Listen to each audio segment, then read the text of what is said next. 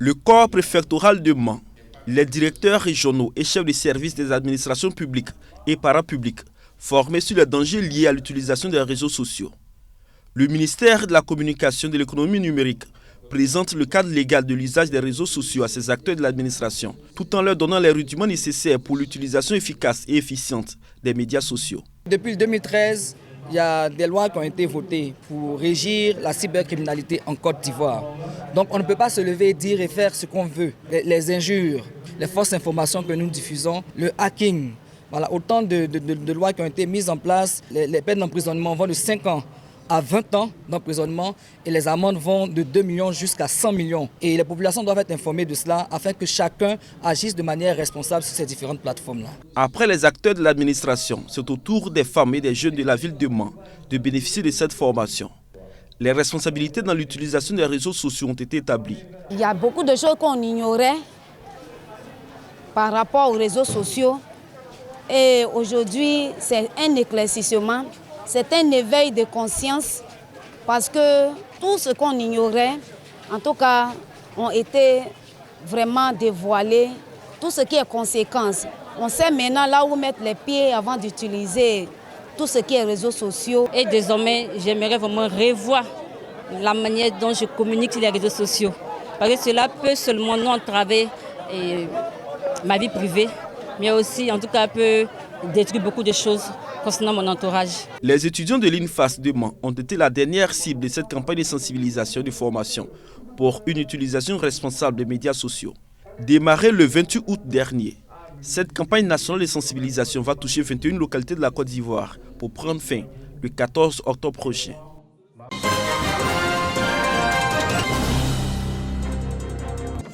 Effervescence à la préfecture de Bois-Flé, région de la Maraoué. Effervescence due à la mobilisation des représentants des forces vives de la région. Cette ambiance se justifie par la cérémonie d'installation officielle de Zorobi Balo Epiphane, fraîchement élu à la tête du conseil régional. Le nouveau président du conseil régional et son équipe sont présentés aux filles et fils de la région.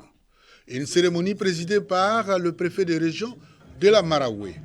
Occasion pour Zorobi Epiphane de révéler son plan stratégique de développement local 2023-2028 pour la région.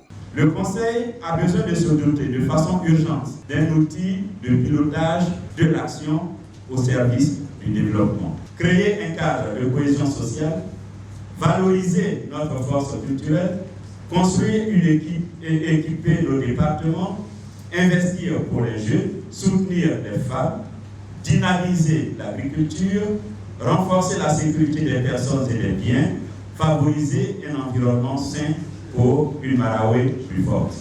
Zorobi Balo Epiphane engage les conseillers à être au service de tous. Nous sommes une équipe sacrée, au service du bien-être de nos populations. Je vous engage donc, toutes et tous, à vous rappeler chaque jour durant ce mandat, qui est le nôtre, que nous ne sommes rien d'autre que des serviteurs de nos populations. Gombadi Georges, préfet de la région de la Maraoué, a souligné l'immensité de la tâche qui attend les conseillers avant d'inviter le nouveau président à l'union, à la solidarité, à la cohésion et à l'écoute pour un développement harmonieux de la région. La région de la Maraoué compte 5 départements, notamment Goïtafla, Bonon, Bois-Flé, Saint-Fra et Zuenoula.